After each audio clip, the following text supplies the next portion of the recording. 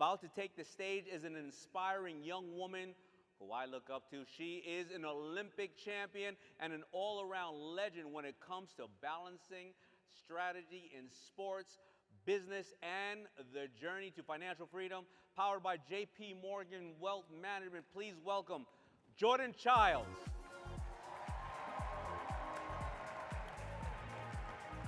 Hello. Blessing. Thank you so much for having me. Thank you for being here.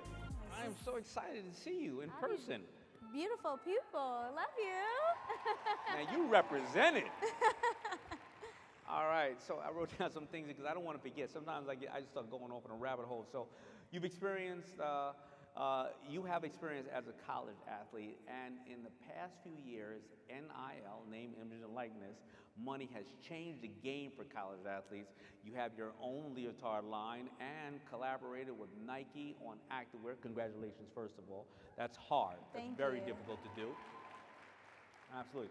This is new, and athletes are coming into significant amount of money these days quite quickly. Can you share how you have navigated the NIL process and setting a plan to manage your finances? Yes, of course. So with NIL, obviously it started back in 2021, and having it for about 3 years now, it's definitely been very crazy being able to be a pro athlete and also a college athlete at the same time. I think it's sometimes a blessing in disguise because there is a lot of things you do have to learn, but also understand that your name is something that is your brand as well. So navigating that, whether it's with a Nike contract, a leotard contract, whatever it is, it definitely was hard, but I do have the right people around me being able to help me be financially stable in that process, whether it's accountants, whether it's lawyers, or just my support team around me. It's been a cool experience knowing that I can make my name such a huge brand, but at the same time it's kind of hard to put myself, walking on the street and being like, oh my gosh, you're Jordan Chiles, and I'm like, you know what, I am, but it's also hard to be like, wait, I actually have a brand for myself. So the navigation part, it's a process. I think now I finally figured out how to navigate not only the financial side of it, but also the maturity side of it. Understanding that investment is a huge thing, saving is a huge thing, being able to put your money in the right stocks or however it is a huge thing. And I think learning that not only at a young age, but also being older as well, I feel like we have the ability to put our future in our hands in a different way.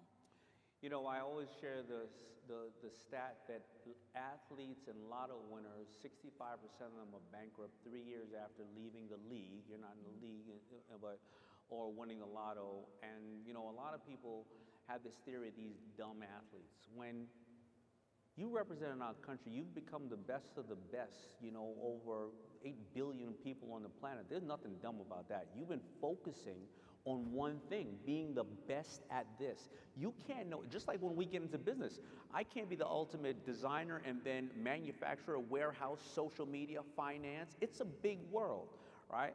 Why were you, or what was your idea to be smart enough, right? Because to be an athlete is 10 times harder, a successful athlete, it's 10 times harder than being a business person when you really think about it. What did you do to put the right team around you?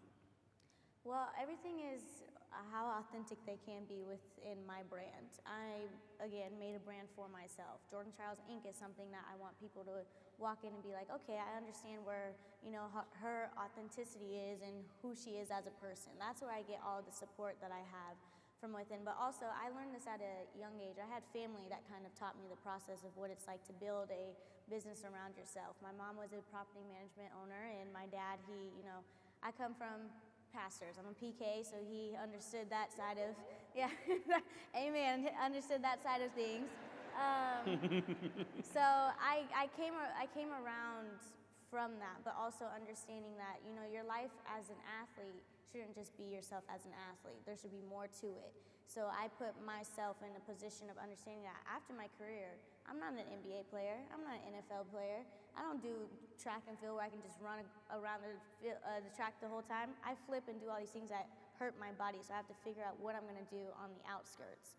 How can I end my career in a way to be able to look at myself and be like, okay, I am financially stable, I'm financially okay. And so with that, that's kind of how I just navigated myself to be like, mentally I need to be prepared for whatever's to come. And if I can do that at the age of 23 or even younger, then by the time I'm 30, 40 years old, I can sit in my room and be like, you know what? I ain't got to do nothing today but just sit here and watch TV. Listen, and that may be financial freedom to you. I would love to know, because everybody thinks of financial freedom as different things. Some people are watching TV, some people are traveling the world, some people are like, open up, I want to save the turtles, whatever the case is. I want to live in Africa and build wells, right? And not have to work for anybody else. Do you have an idea, because you have the world ahead of you, thank God. Do you have an idea what financial freedom looks like today? It could change. Yeah, well, I'm all about community. I'm all about giving back, and I think that's the biggest thing that I was able to establish when I was younger. I, worked with the homeless. I did all these things as being, this little girl who just wanted everybody to be okay within their life. And I realized as I got older, that's not how it works. Everybody doesn't live in a utopia, and I think understanding where, the financial freedom is being able to just give back in many ways, whether it's to hospitals, whether it's to, kids in need of education, whether it's just in things that people need, rather than getting myself a Birkin or 5 or a Chanel bag. Like, no, that's not financial freedom. Like, yes, do we want to do that? 100%, but my financial freedom is being able to explore the world, explore giving, everybody what they need and not so much what I need. So I'm always about love. I'm always about, having fun, being authentic to the person you are, and if I can give that to as many people as I can, then that's what I'll do.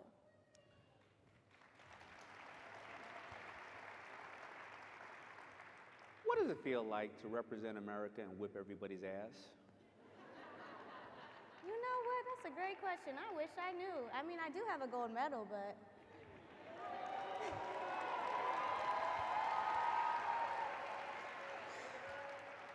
I look at, I don't like to let stocks and trading intimidate me. I'm a very simple person. Here's how I look at stocks and trading. I invest in if something that I love, and if it goes away, it would disrupt my life. So, if no matter, we could curse him out, but if Mark Zuckerberg, if he decided to shut off Facebook and take all my pictures down off of Instagram and shut off WhatsApp, I'd be kissing his ass saying, I'm sorry. So I invest in Facebook. Or if I had to start going back to the mall and I couldn't get my boxes from Amazon, or I couldn't get my stuff from Whole Foods, I couldn't check my neighborhood, do a Ring camera, it'd be a misunderstanding. And if my iPhone didn't work, as you see, there would be a problem. So I invest in these companies, and I've done extremely well in these companies. Listen, Uber, I mean, the last time a black guy caught a cab in New York City, Elvis was still alive. So I invest in those companies. It's very simple, and I made a lot of money off of those companies. Are there any ideas and concepts that you have? And you may not look at your stock portfolio because you have probably a diversified one. Are there anything, because you have such a global view and understanding of what goes on, do you look at any brands and go, I like that brand? Oh, 100%. There's a lot of brands that, I think a lot of brands that I've known, they're black owned, and I wish they were being seen a little differently rather than just through social media. And so if there was a way to bring those black owned businesses into the world, how every other business was created, I think, it'd be really cool. But I do look at brands and be like, man, if I was just a tad bit closer, I would have become a millionaire at this rate, especially with Google over here, or even Amazon. Like, there's a lot of things that I do, look into. I think the biggest one, though, that I'm just like, wow, where has this, is probably our social media platforms. Mm-hmm. I don't like social media, not one bit. I know it's my life, I know it's everything, but I feel like when it comes to social media, there's things that I'm just like, people look at you in a way that is not authentic to who you are, and they make this whole imagination, this whole story, and I wish there was a way that we can somehow, not like teleport, but like somehow whisper in their ear and give them a little piece or 2 cents, meaning like you're looking at this person the wrong way. You're looking at this person because of what you're seeing in a picture, not because of who they are, what they've done within their lives, or how their life stories are, or what their future is, or, business-wise or anything like that. So there have been a lot of brands that I'm just like, wow, I wish I can invest in that. Well, maybe close. maybe you'll be the one that changes. You have the power, you have the name, the likeness, and you have the influence, and nobody will ever stop you. You have the drive because you have a gold medal, so we're all good. All right. Well, thank you so much for being here, No, and everybody thank give it up. you.